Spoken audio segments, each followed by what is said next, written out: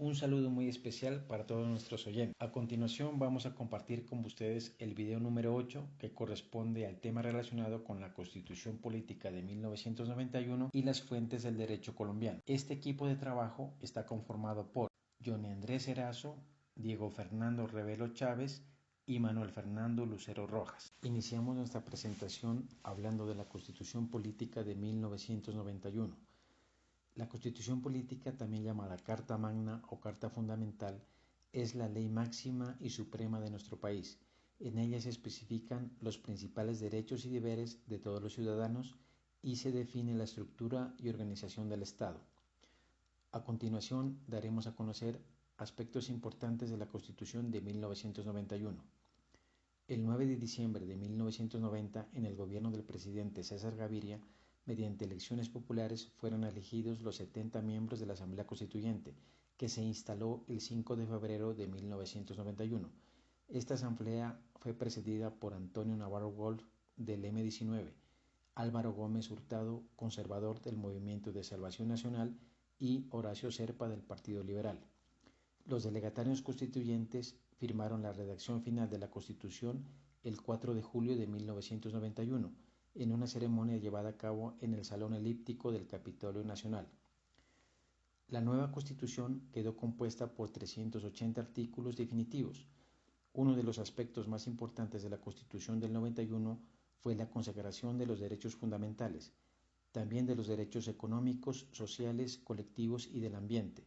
Se crearon además los mecanismos para protegerlos y asegurarlos, como por ejemplo la tutela y las acciones populares. También se incluyeron nuevos mecanismos de participación democrática, además de la elección de gobernantes, tales como el plebiscito, el referendo, la consulta popular, el cabildo abierto, la iniciativa legislativa y la revocatoria del mandato. Por otro lado, se creó la Fiscalía General de la Nación con la principal función de recolectar pruebas y acusar. El organismo empezó a operar en 1992 con la entrada en vigencia del sistema penal acusatorio. Se creó además la Corte Constitucional para velar por la integridad y supremacía de la Constitución y revisar si las reformas están acordes con ella. Se creó la Defensoría del Pueblo para garantizar, promover, divulgar, defender y proteger los derechos humanos. Se amplió la descentralización permitiendo la elección popular de alcaldes, gobernadores, asambleas departamentales y consejos en todo el país. Anteriormente los alcaldes y gobernadores eran elegidos por el presidente. Se creó la moción de censura que le permite al Congreso en pleno votar para determinar la salida de alguno de los ministros del Ejecutivo si considera que ha realizado acciones contrarias a su cargo. Para concluir este tema, decimos que la Constitución de 1991 buscó fortalecer el Estado, el gobierno, la sociedad civil y la ciudadanía para responder a las gravísimas amenazas de los grupos armados ilegales y la parálisis institucional. Las innovaciones más significativas de la Constitución de 1991 fueron la Corte Constitucional y la creación de la Fiscalía General de la Nación. Otro hecho relevante fue la consagración de los derechos fundamentales que pasaron a ser una realidad a través de la tutela y de las acciones populares que facilitan estos procesos. Continuando con esta exposición, pasamos a hablar de las fuentes del derecho colombiano. Fuentes del derecho. Se conoce como fuentes del derecho a los actos, eventos y tradiciones pasadas que sirven para la creación, modificación o extinción de las normas jurídicas, o sea, de las leyes. Esto incluye a menudo los órganos mismos de los cuales emanan dichas leyes, así como a los participantes históricos en la constitución del derecho como disciplina humana. Las fuentes del derecho existen porque a lo largo del tiempo la noción de justicia, de ley y de orden han variado enormemente, influidas por discursos de otra naturaleza como la religión y la moral, que fueron los códigos de conducta más primitivos de la humanidad arcaica. Hay abundante evidencia de ello en textos antiguos como la Biblia y el Código de Hammurabi. Reseña histórica del derecho colombiano. Es el conjunto de normas que constituyen el ordenamiento jurídico vigente en Colombia, de una forma especial en el ámbito civil. Presenta dos épocas. La primera se inicia con el descubrimiento de América y concluye en 1873, año en que se inicia el segundo periodo, que corresponde al actual Código Civil vigente en Colombia. Antes que se promulgara el Código actual, rigieron las leyes especiales que dictó España para sus colonias, las llamadas leyes de Indias, el derecho español y desde 1825 hasta 1873 la legislación nacional. El 26 de mayo de 1873, el presidente colombiano Manuel Murillo Toro aprobó como Código Civil de la Unión el Código de Santander, que había sido copiado del Código de Cundinamarca, que a su vez era el reflejo del Código Civil chileno de Andrés Bello.